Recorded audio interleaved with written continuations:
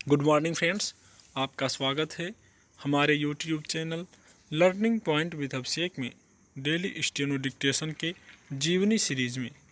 दोस्तों, अगर आप चैनल पर पहली बार आए हैं तो चैनल को सब्सक्राइब कर लीजिए और बेल आइकन प्रेस कर लीजिए ताकि आने वाले वीडियो की नोटिफिकेशन आप तक पहुंच सके।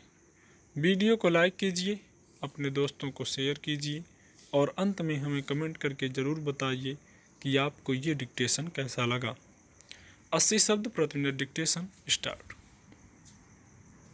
उन्होंने तत्कालीन भारत की 562 छोटी बड़ी रियासतों का भारतीय संघ में विलीनीकरण करके भारत की एकता और संप्रभुता की रक्षा की।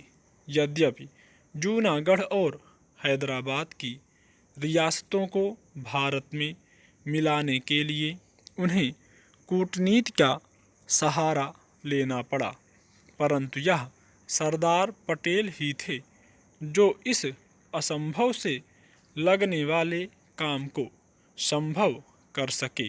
महात्मा गांधी ने भी इस संदर्भ में पटेल को एक बार लिखा था, रियासतों की समस्या इतनी जटिल थी जिसे केवल तुम ही हल कर सकते थे। इसी कारण गांधी जी ने सरदार पटेल को लौह पुरुष की उपाधि दी। जिस तरह बिस्मार्क ने जर्मनी के एकीकरण में महत्वपूर्ण भूमिका निभाई थी, उसी तरह पटेल ने भारत को एक विशाल राष्ट्र बनाने में उल्लेखनीय योगदान दिया था। इस संदर्भ में लंदन टाइम्स ने भी यह लिखा था, बिस्मार्क की सफलताएं पटेल के सामने महत्वहीन रह जाती हैं। यदि पंडित नेहरू सरदार पटेल के कहने पर चलते तो कश्मीर, चीन, तिब्बत व नेपाल के हालात आज जैसे न होते। पटेल सही मायनों में मनु के शासन की कल्पना थे। उनमें कौटिल्य की कूटनीतिज्ञता तथा महाराज शिवाजी की दूरदर्शिता थी। सरदार पटेल वास्तव में भारतीयों के हृदय के सरदार थे। गौरतलब है कि नेहरू द्वारा कश्मीर समस्या को संयुक्त राष्ट्र में ले जाने के कारण पटेल इसे भारत का अंग न बना सके, अन्यथा एक बार उन्होंने स्वयं यह स्वीकार किया था कि यदि इसे संयुक्त राष्ट्र संघ में न लेकर जाया गया होता तो वह हैदराबाद की तरह ही इस मुद्दे को भी आसानी से देश हित में सुलझा लेते।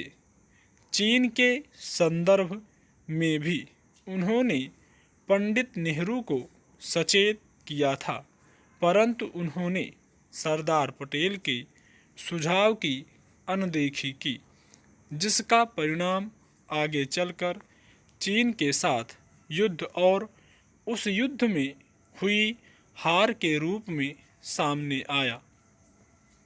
बाद में यह महसूस किया गया कि यदि सरदार पटेल को आज़ाद भारत का प्रधानमंत्री बनाया जाता तो बेहतर होता। भारत के प्रथम प्रधानमंत्री के चुनाव के 25 वर्ष बाद चक्रवर्ती राजगोपालाचारी ने लिखा था, निस्संदेह बेहतर होता यदि नेहरू को विदेश मंत्री तथा सरदार पटेल को प्रधानमंत्री बनाया जाता। यदि पटेल कुछ दिन और जीवित रहते तो वे प्रधानमंत्री के पद पर अवश्य पहुँचते, जिसके संभवतः वे योग्य पात्र थे। तब भारत में कश्मीर, तिब्बत, चीन और अन्य विवादों की कोई समस्या नहीं रहती। सरदार वल्लभ भाई पटेल नए भारत के सृजनकर्ता थे। उन्होंने ही आज़ाद भारत में प्रशासनिक सेवा का भारतीयकरण किया और उसे भारतीय प्रशासनिक सेवा में परिवर्तित किया।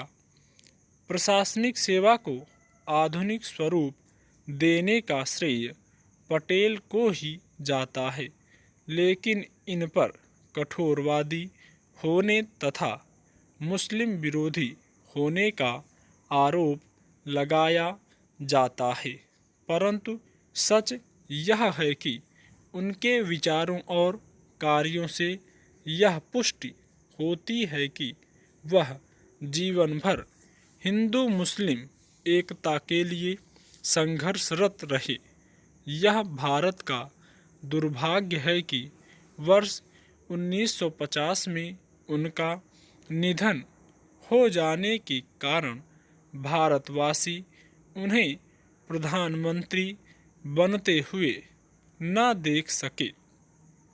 वास्तव में पटेल ने देशभक्ति के लिए अपना सारा जीवन समर्पित कर दिया था। स्टॉप।